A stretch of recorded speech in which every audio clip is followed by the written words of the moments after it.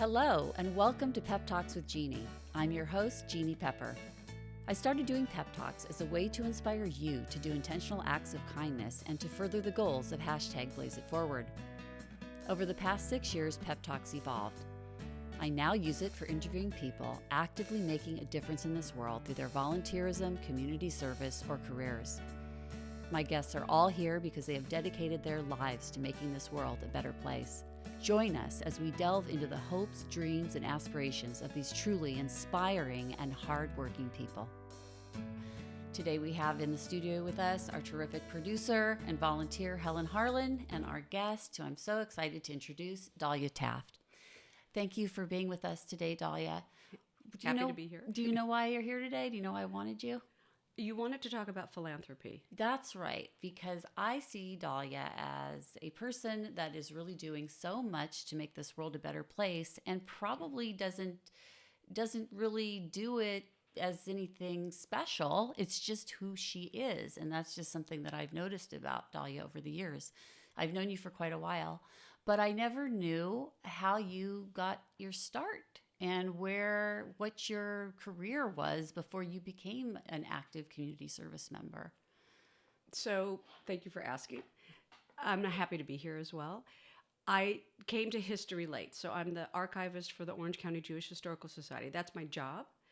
And I started out as a designer, a graphic designer. I went to UCLA and I was an art major, and I worked for a number of organizations, most recently before we moved to Orange County, for Easter Seals.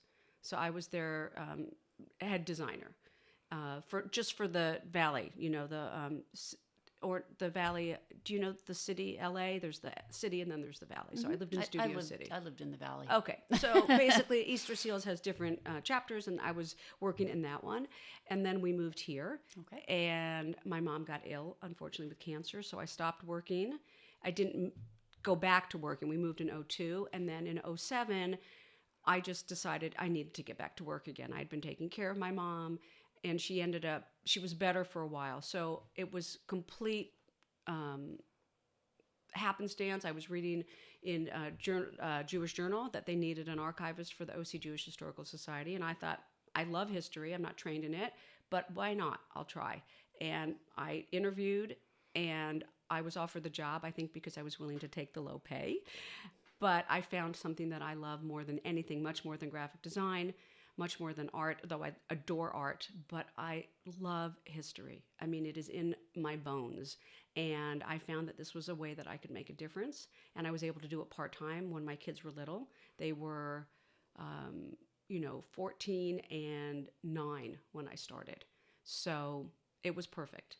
Wow. Now, I've read your book. Thank you. Yes, I think the title, I wish we had a copy of it here. You tell me about your book. When was it published? Okay, so the book was published in 2012, and it's the history of the Jews of Orange County. And it goes from 1858, when the first Jewish resident arrived here, which was Benjamin Dreyfus. He was from Alsace-Lorraine, which is sort of between Germany and France.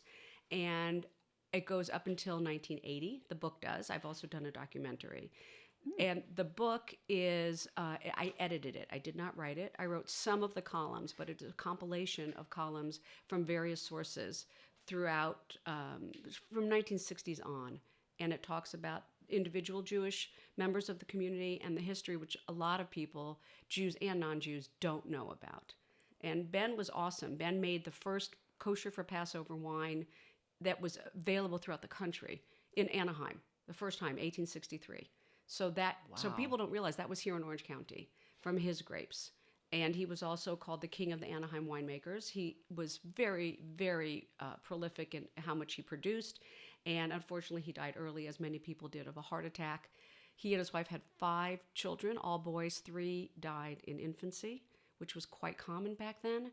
And 2 did survive. And 1 went on to have a son who was also named Ben Dreyfus, who became a very well-known judge in San Francisco.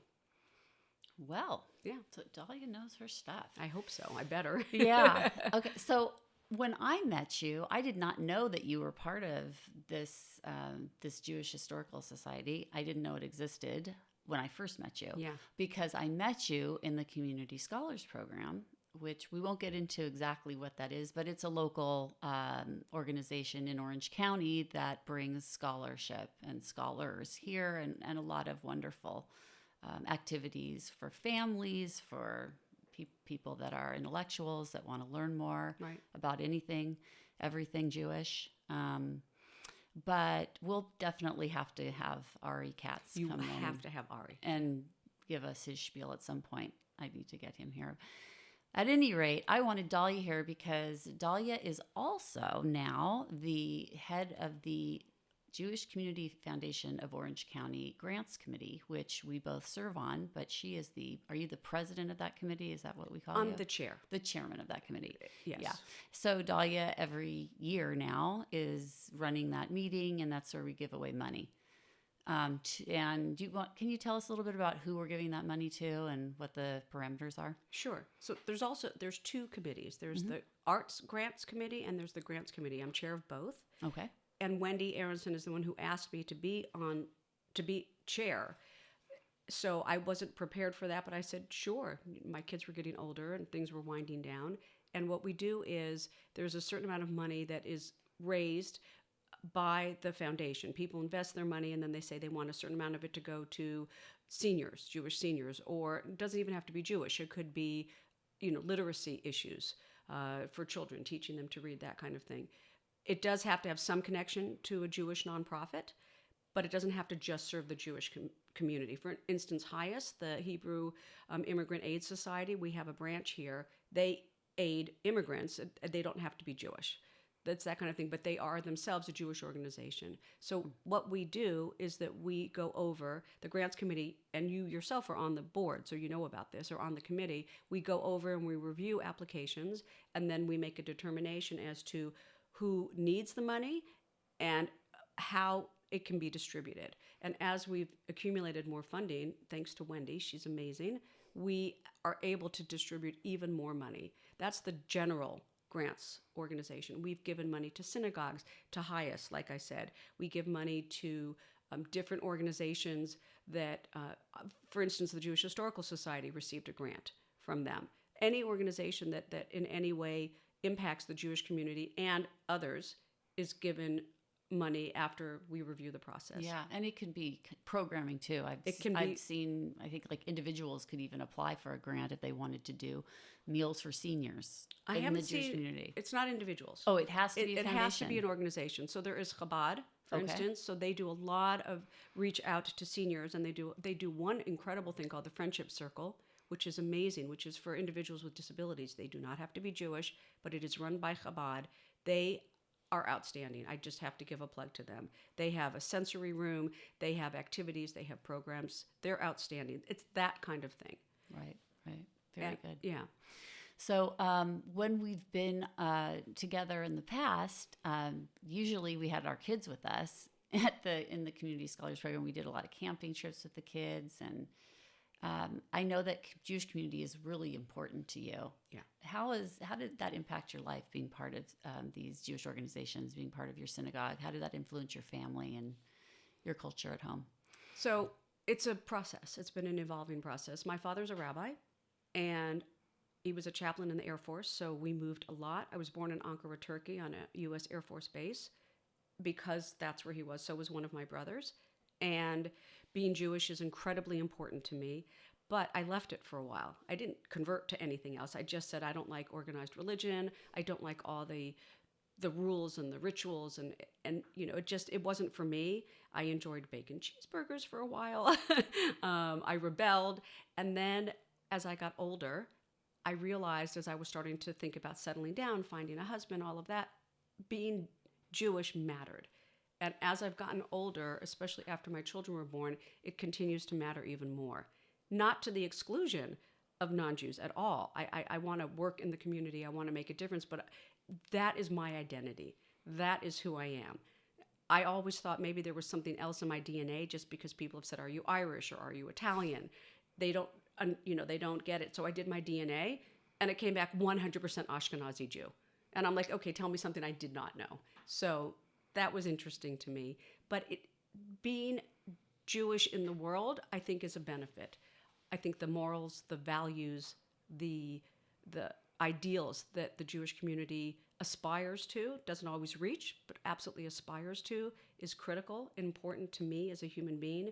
Noah and I, my husband Noah, we're very different individuals, but at our core, we have the same values, and I think that's why we're still together. One of the things that I joke about, people are like, well, how do you guys are so different. How do you manage? I said, well, we agree on two basic things, child rearing and furniture selection. Those are the two things, and it's kind of true. But that core identity, it's my place in the world. I think if I was Irish or if I was, I don't know, Saudi Arabian, I have no idea, I would find my place that way.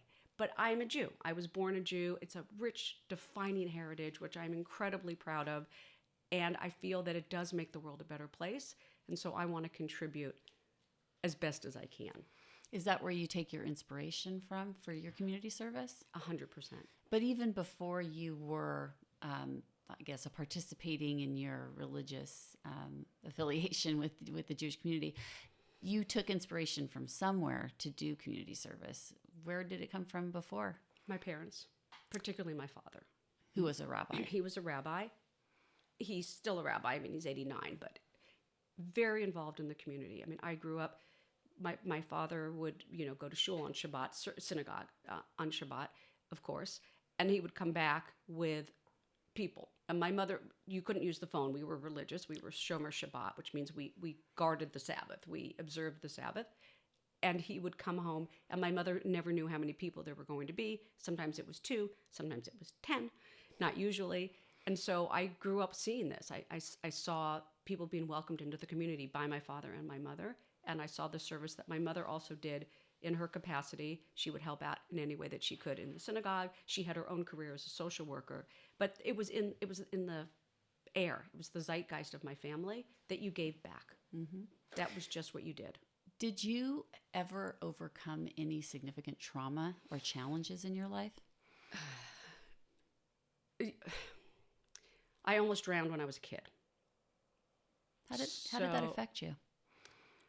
I didn't realize it at the time. I was 8. It was very powerful. It changed my trajectory. I feel that I became much more aware, much more sensitive to things that were around me, more so than I had before, more observant, not observant religiously, I mean more observant of the world around me. And I didn't even realize at the time the impact that it had on me. That was probably the most traumatic thing, and I'm still working it out. Were you injured? No. So you were very lucky. I was very lucky. How did it happen? We lived in Miami Beach. My dad was the assistant rabbi at the temple there, Temple Emmanuel, and we had a babysitter who was also a member of the synagogue, and I have 2 younger brothers.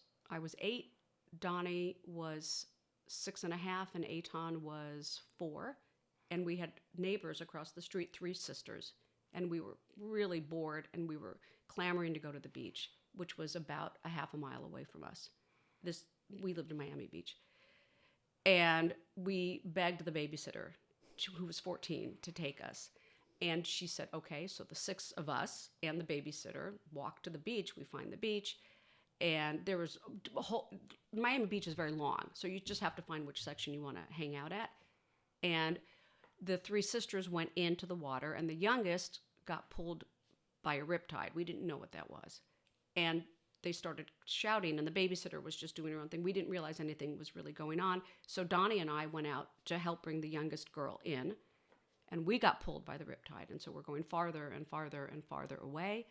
The babysitter had just finished a CPR course, believe it or not, and a lifeguard course. And they used to have in Miami what are called pilings. They go out into the ocean. And I remember that we were struggling, and we didn't know that you have to go sideways. We were kids. I was the oldest. I was 8. So we kept trying to come back in, and we kept getting pulled farther and farther and farther out. We were beyond the edge of the pilings. And she ran, and she dived into the water, and she saved all 5 of us, which is pretty freaking miraculous. Wow. And I don't know who she is. My mother has passed. My dad has Alzheimer's, so I can't contact her, but I put my thanks out into the universe for the fact that she saved our lives. And she did. Wow. So you're grateful that I'm incredibly people grateful. take those kinds of chances for other people. Yes. This Good Samaritan. She, 14 years old, Jeannie. It's remarkable. I can still see her running along the pilings and diving into the water. Wow. In my mind's eye. Yeah, I don't believe in coincidences. I don't either. What she did was incredible. Yeah. Yeah. God was looking out for you that day. Yeah. Yeah. How does that affect your belief in God, having something like that happen? It strengthened. I have a firm and complete belief in God. And I didn't even realize where that came from. I mean, I was raised with it, but Noah struggles with it. He's an agnostic. And he looks at me and he goes, I am so envious of you. I know that there's something else, Jeannie. I know that there's something else out there. I believe it. I feel the presence. When my grandmother passed, I felt her say goodbye to me. She came to me and she said goodbye. And 20 minutes later, my uncle called me and said Grandma died.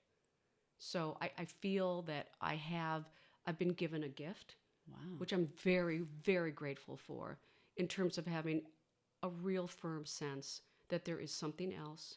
You can call it God, the universe, Jesus, whatever you want, whatever works for you. It doesn't matter.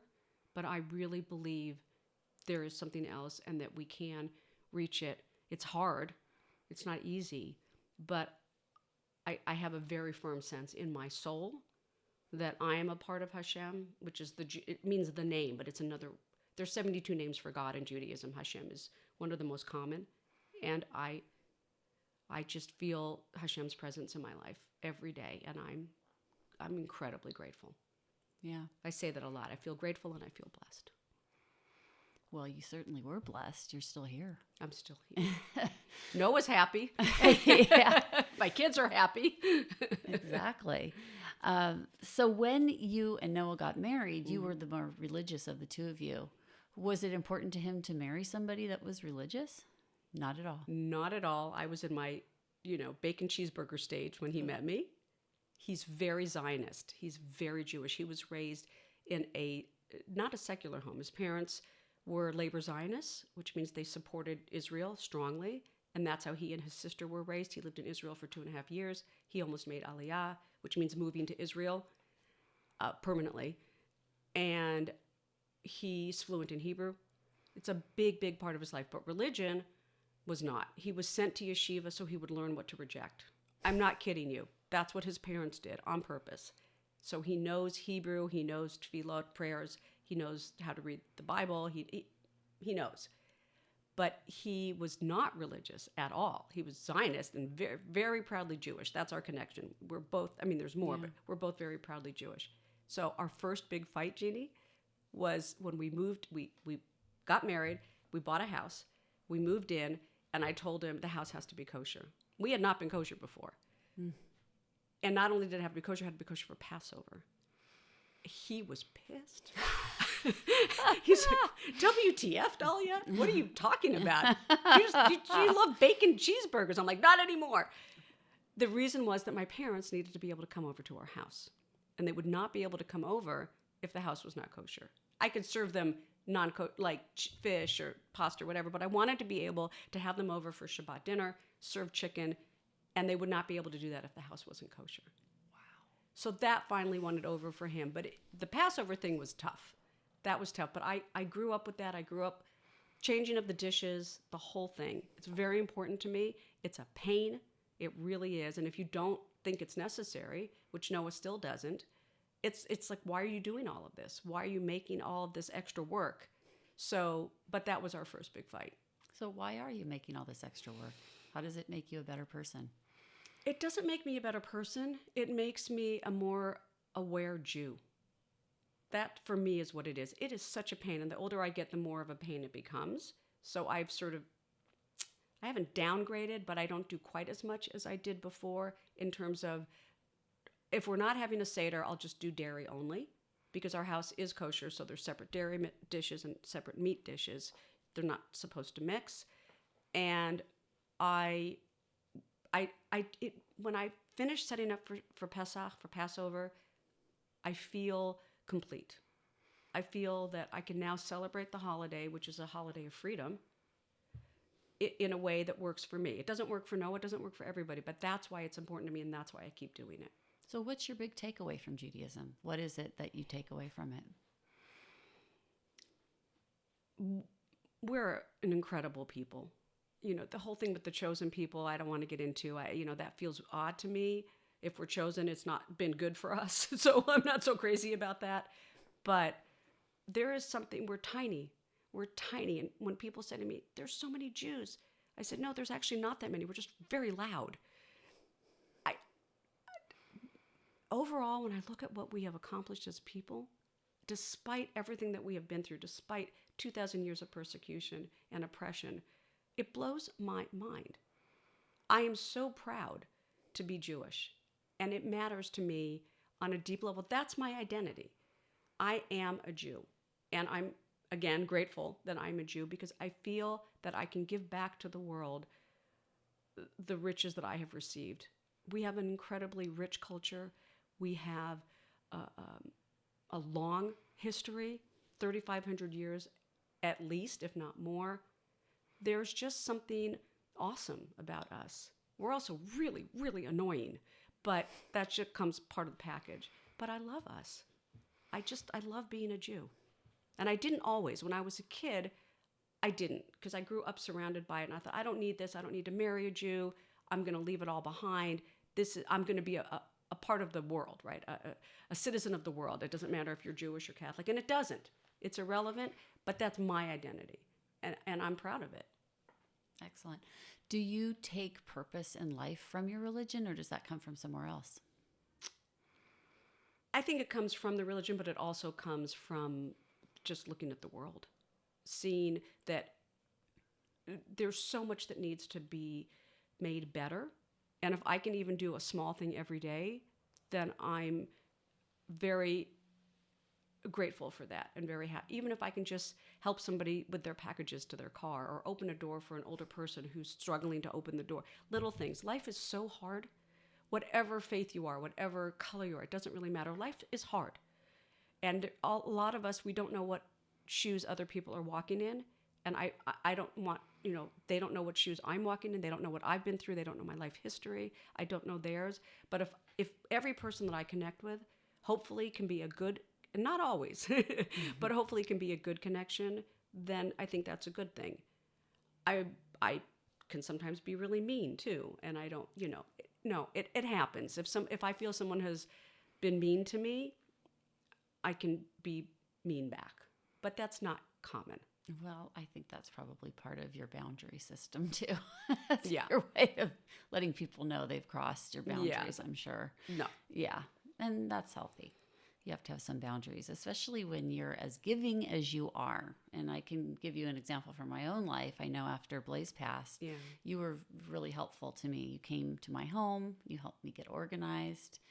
And you gave me a space to talk to you about what I was going through. Yeah. And I really appreciated that. Thank you. But that's just who you are. When you see a need, you step in if you can. If I can. If you can. And I I remember know that that. about you, that you're that Thank you. person, which is why I wanted to have you here, because you are just one of those people that kind of is off the radar, very understated, isn't looking for glory, your philanthropy, but you are doing things when asked. If anybody asks you, you are there. If I can do it. If you can. Yes. You take on a lot now that your kids are probably grown now. Yes.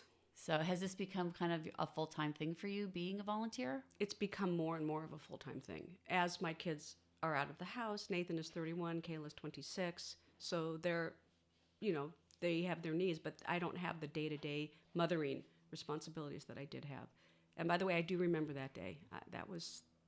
Thank you for inviting me in. I wasn't sure if you were okay with that. So I know I'm busier than I ever was, because now I can give back to the synagogue. I can give back. I do the foundation. They've asked me to take on other responsibilities at the foundation, which I have done as well. I volunteer for, my dad has Alzheimer's. I do the Alzheimer's walk every year. So there's different areas. My mother died of pancreatic cancer, so I'm involved with PanCan, which is the Pancreatic Cancer Society. It's their political wing. It's a PAC, basically, but they do research. So yeah, you fill the time. You want to be able to fill the time. And I think, oh, I'm going to read and I'm going to draw because I still love to draw. I was an art major. No. I end up helping with something and I've got to do this or I've got to do that. But I do like to be behind the scenes. I'm not comfortable on stage. It's true what you said. I don't like putting myself out there. Actually, I was uncomfortable about today. I know. Because you had said it was going to be on camera and I didn't know that. So it just, but I say, okay, this is a situation where you need to be on. So be on. I think it's good for people, especially as we get older, to stretch ourselves, to be open to doing new things, because there aren't that many new things the older you get. There aren't. So when somebody offers you an opportunity to do something novel that kind of pushes your buttons and can maybe make you feel some fear or anxiety, that usually means it's time to step up and face it. It's true.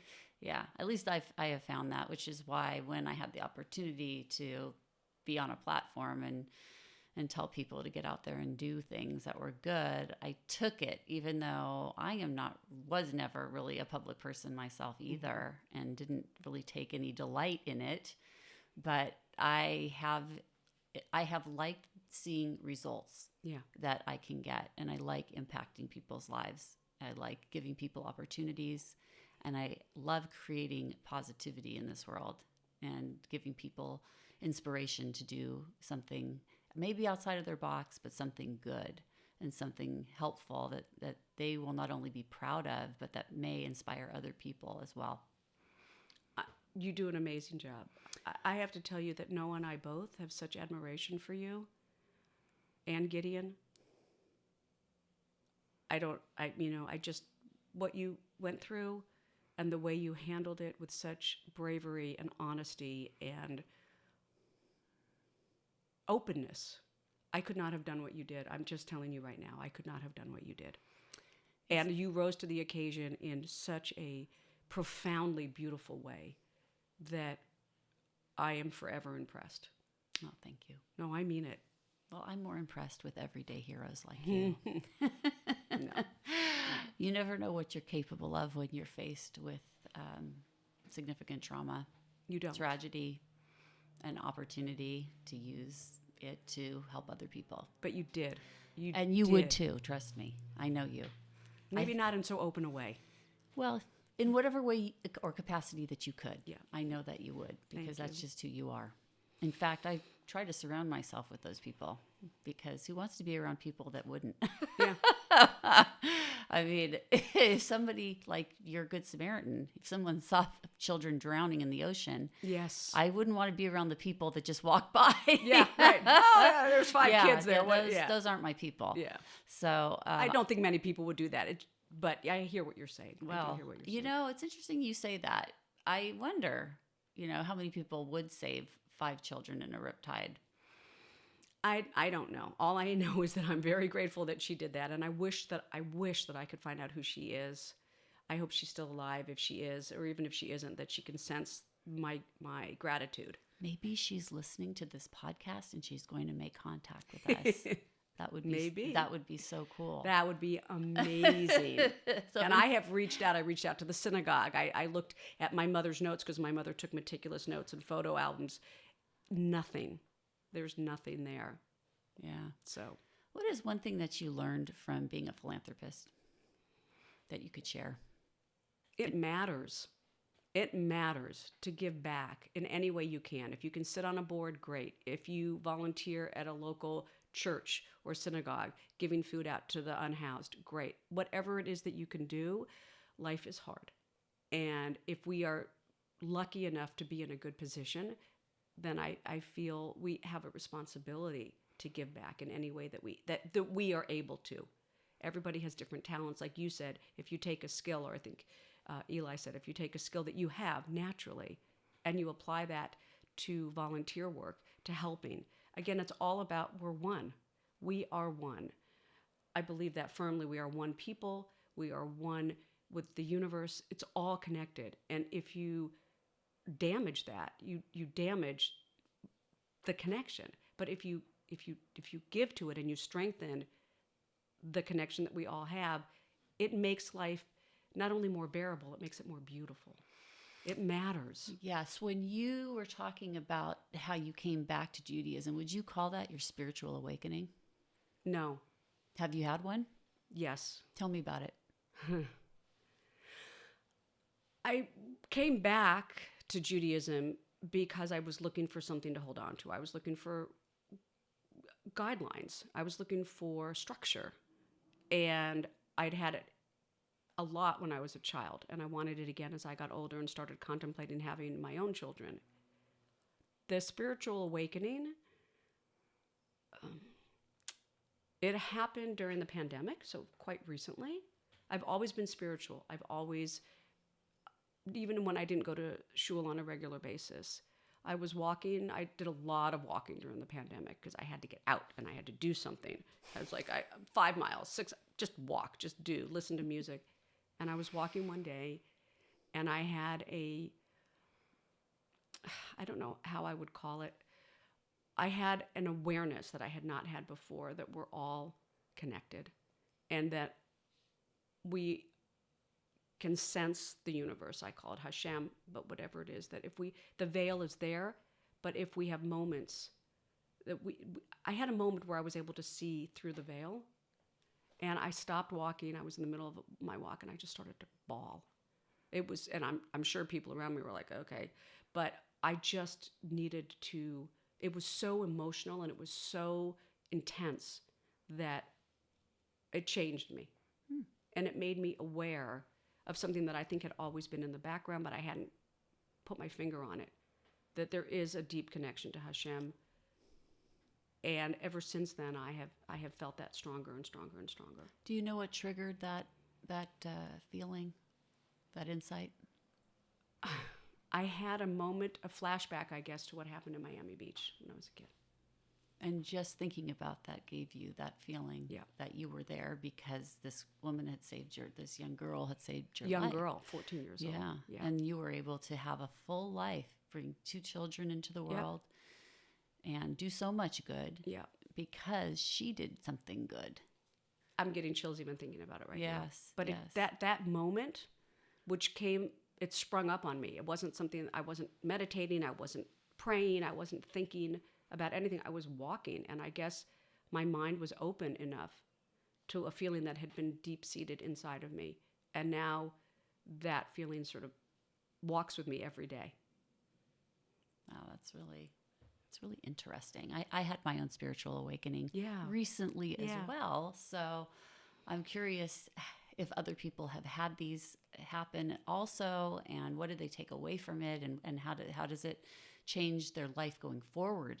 Has your spiritual awakening changed anything that you do now, or anything that you think, or any of your values? It hasn't changed any of those. Those are the same. It has given me a much bigger sense of peace. Yes. That's the biggest thing, is that I feel that I've always felt there was something after this. I don't, Noah worries that it's just black and nothing. And I've never felt that. But after that experience, I really don't feel that. I feel in my gut, there is something else that's going on. We are all a part of it. And I'm in it my own little tiny small way, a part of that. And that knowledge, it gave me an awareness, a mindfulness that I had not had before. I had it, but in the background. And since that moment, it's much more in the forefront. Yeah. That's interesting. I think one of the takeaways from my own spiritual awakening, which was recently also, was that we're all part of the same thing, that we are part of, we would all most likely do the same things that other people have done if we were them. Yeah. Because we are them. Yeah. And knowing that, it makes it easier for me to be understanding of some of the terrible behavior that I have seen of late. Yeah. And not that I like it or excuse it, but we are just in a situation in this world now that is very unique historically, and in some ways not unique. Right. In some ways, very not unique. No. Unfortunately. Because we have seen historically that there are cycles. Yep. The difference, I think, this time, I assume you're talking about the rise in anti-Semitism. we're strong. We have Israel, and I don't know if you want to veer into any of that, but Yeah, I'm trying to stay away from yeah. the So we're strong. We're strong discussions. Yeah, and I think that that's the difference. Is that as a people we're stronger and we have more agency in our lives than we ever did before, and I hold on to that. Yeah. Why do bad things happen to good people? It's the way of the world. Unfortunately, it is. I firmly believe that we are spiritual creatures having a physical experience, and the physical world has limitations. If a plane goes down, the people in the plane are going to die. It's physical. We have a beginning and we have an end. The universe does not. Ein Sof, which means no end in Hebrew. That's another word for God. There is no end. There is no beginning. There just is. But when we are physical, we have to obey the rules of physics. And in the rules of physics, children get sick. And my father gets Alzheimer's and my mother dies from pancreatic cancer. These things happen. And we can do the best that we can to address them and to make them better, figuring out how to solve these problems, figuring out how to raise children so that they don't have hate in their heart. These are all things that we can do, but given that we are physical, these bad things are going to happen. It's just the nature of being a physical entity, but we can do things to try to fight it, to try to make it better. I agree with you. It's very hard to be forgiving when you feel that you're being hurt in a very major way. If we can, and I have a hard time with that. If we can do that, wow, that's amazing. Have you ever heard of Corrie ten Boom? No, I have not. So she's buried in Orange County. I think she was Dutch, and she was not Jewish. She rescued and saved many, many Jews, hid them from the Nazis during World War II. And she was caught and she was tortured.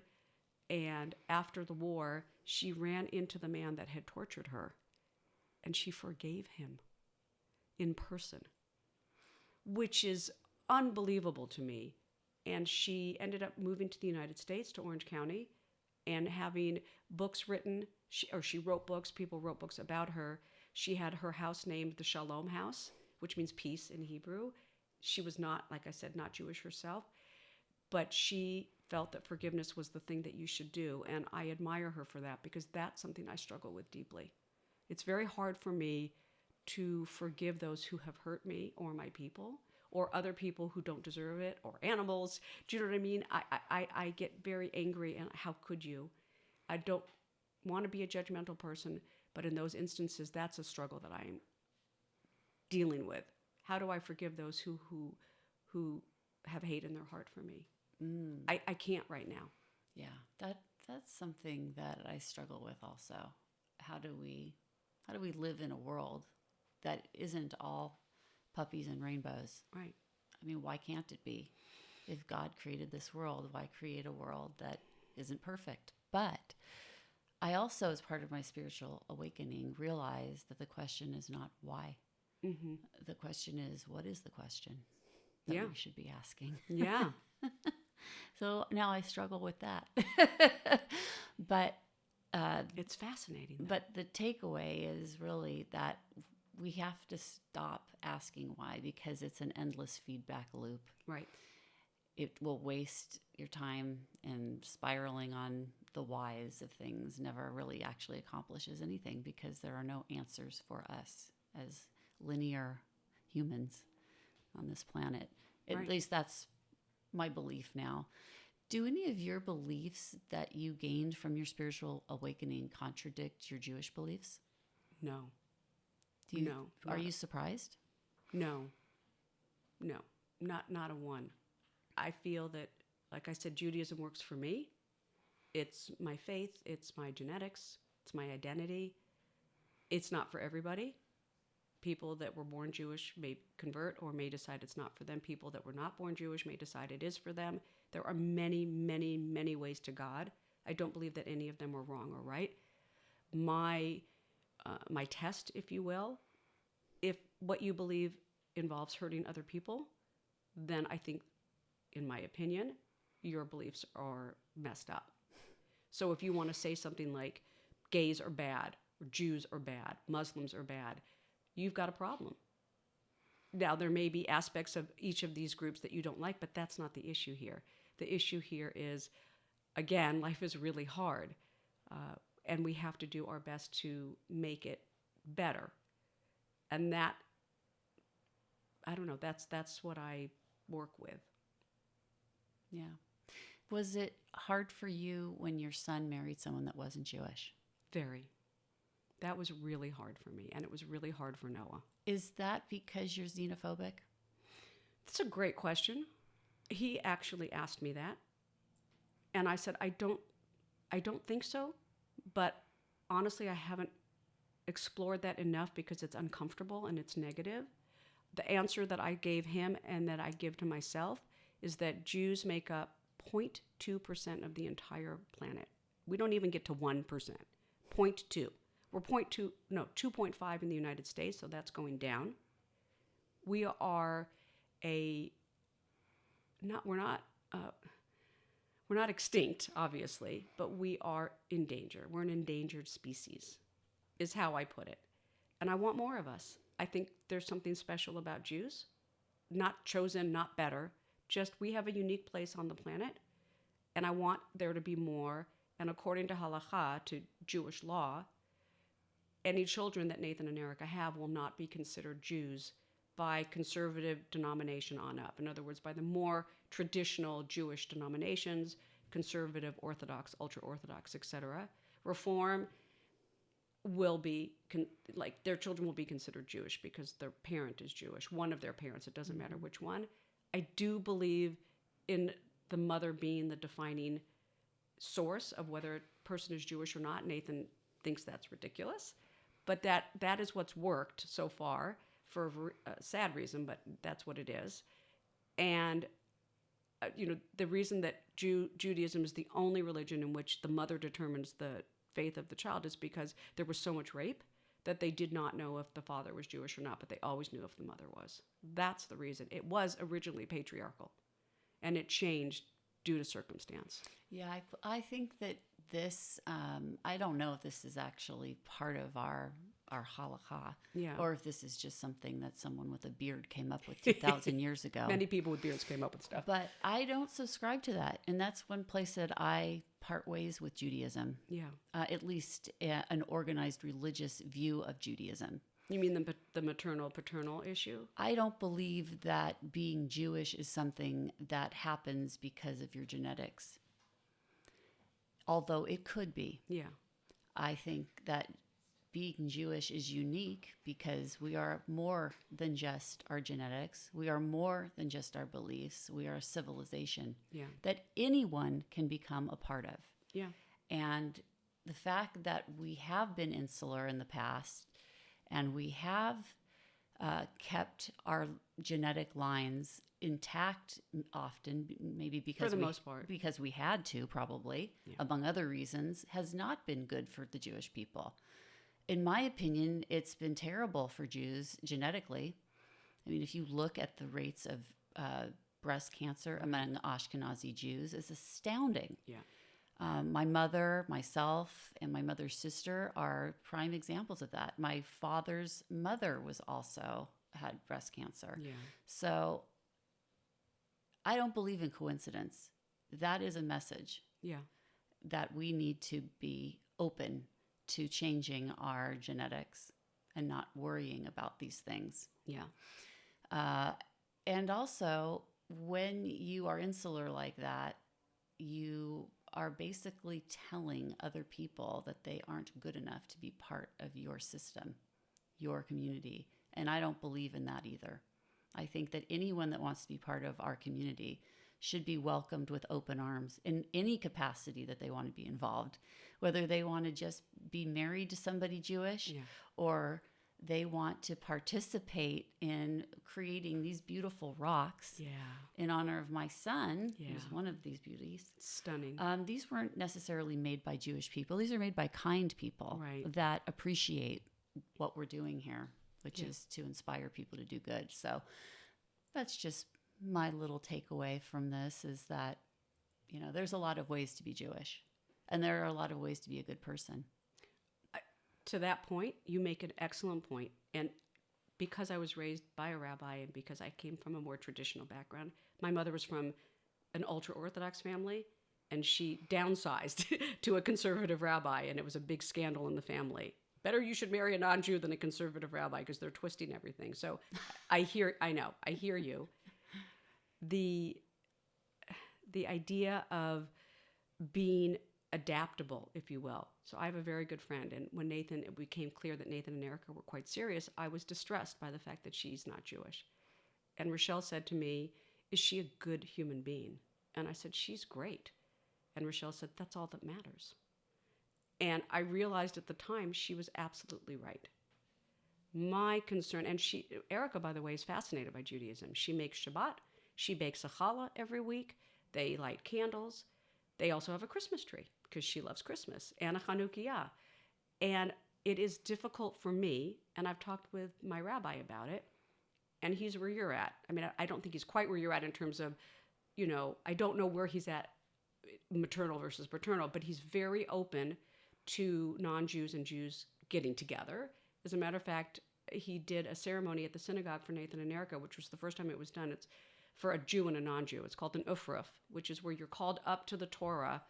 My husband calls it a roof, but that's a whole nother story. That is so weird. Yeah. I had one when I got married. Yeah. Why would they have one for two Jewish people getting married? They do it for two Jewish people because it's a pre-wedding blessing. Yes. But they don't do it for Jew and a non-Jew because they're not supposed to honor a non-Jew marrying a Jew. That's so nice. And right, exactly. And our rabbi said, "No, I want to have them up here." And he did the ceremony for my son and his wife, his fiance at the time.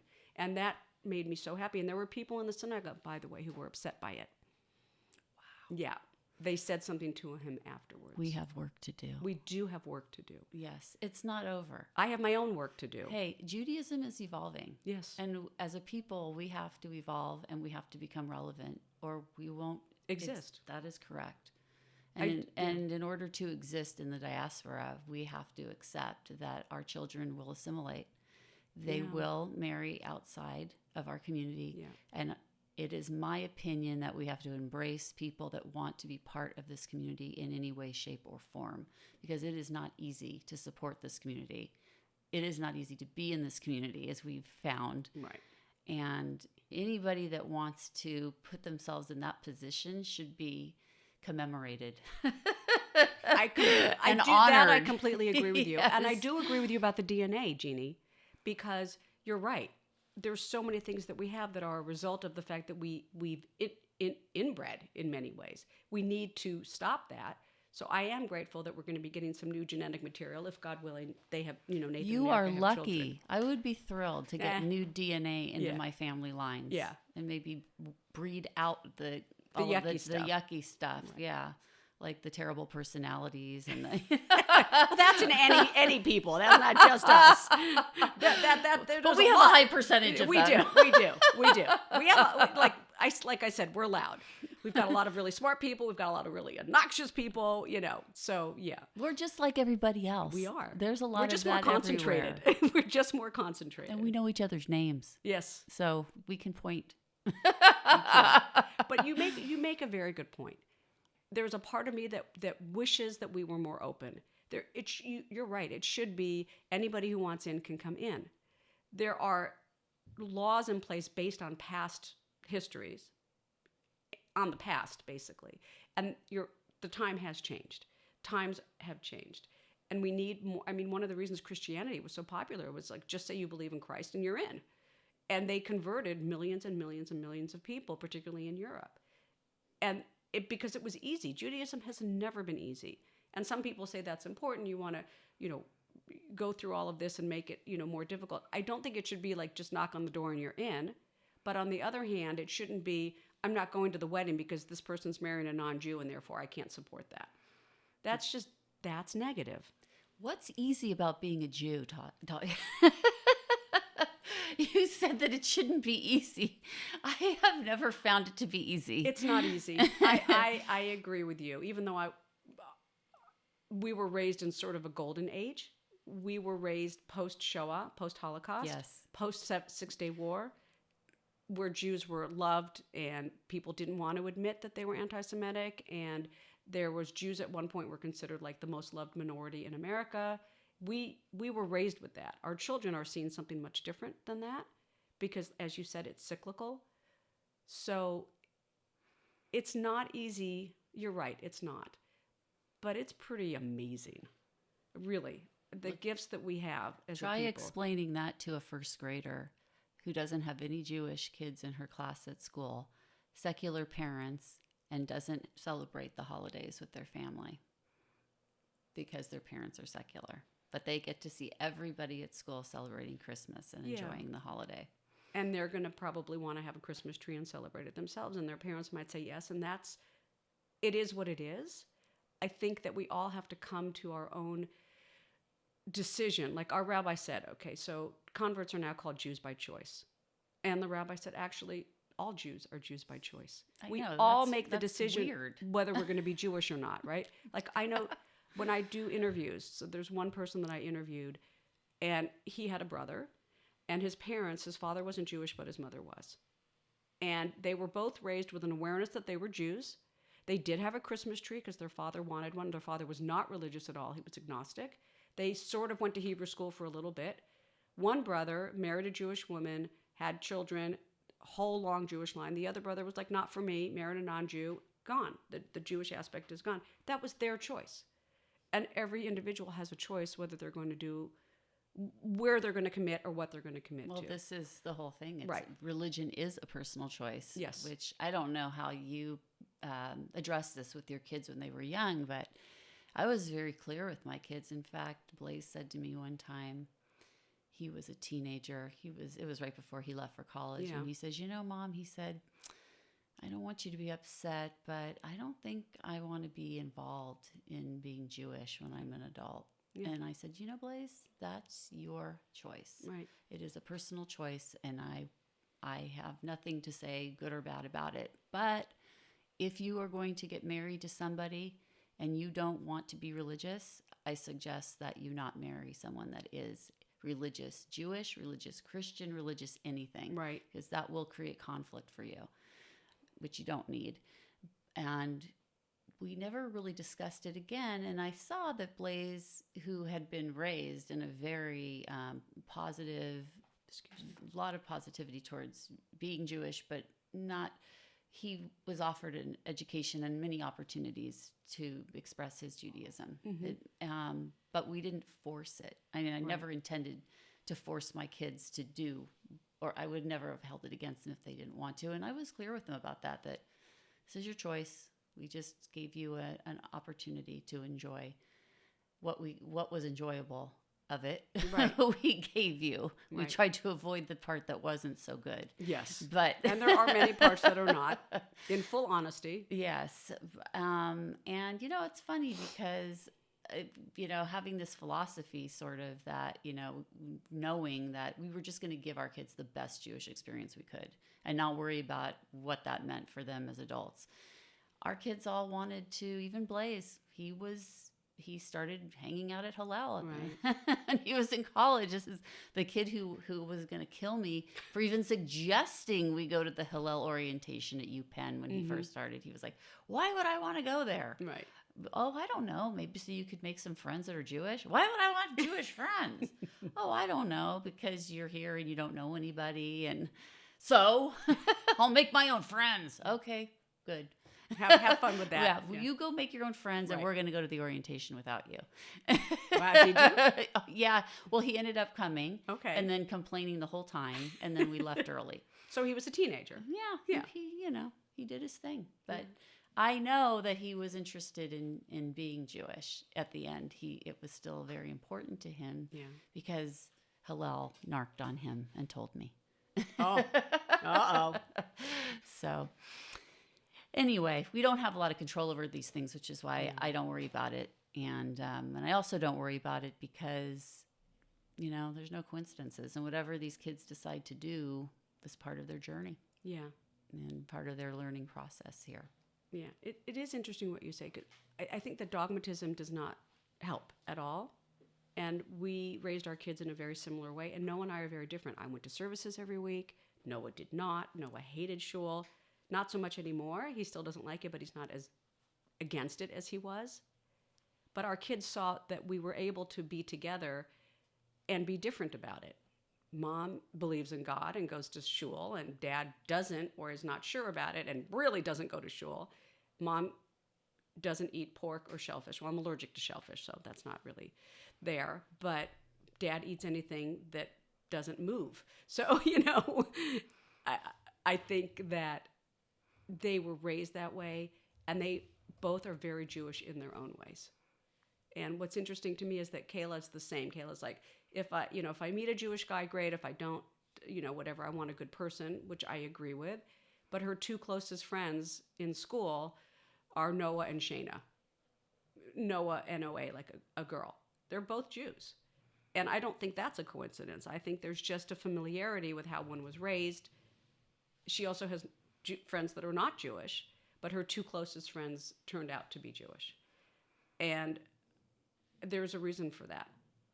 Nathan, on the other hand, has a vast group of friends. His closest friend is Jewish, who he's known since he was 4, but he is much more of a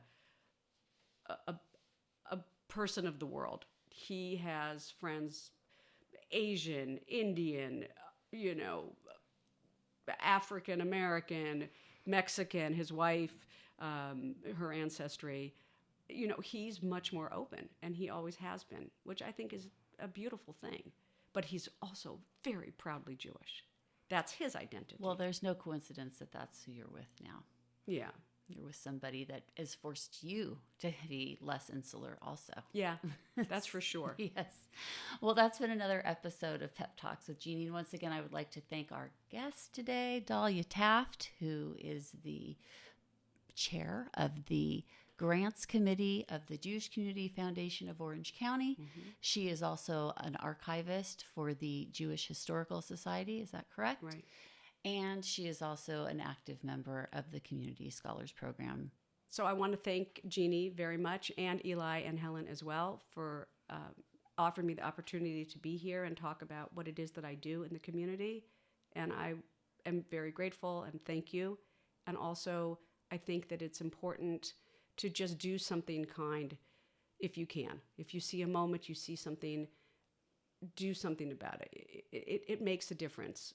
Even when I see a little girl like with her mother and she's wearing like a pink tutu or whatever, I say, oh my gosh, that's so beautiful. And you can see the child light up. Yeah, I don't have to say that, but I feel it, and why not? Or you help somebody who needs some help. I think life, like I said, life is difficult, and these little small things that we do mean a lot more than we think they do. So just go out there and be kind. Thank you. Hashtag Blaze It Forward is a campaign that my family started to inspire you to do community service and to recognize my son Blaze, who was murdered in 2018. Today, I would like to thank my volunteers, my producer, Eli Moskowitz, and my beautiful friend, Helen Harlan. Thank you for being here today. And we're going to close it out, and you go and make yourself a great day, blazing it forward. Do something intentional and good. Thank you.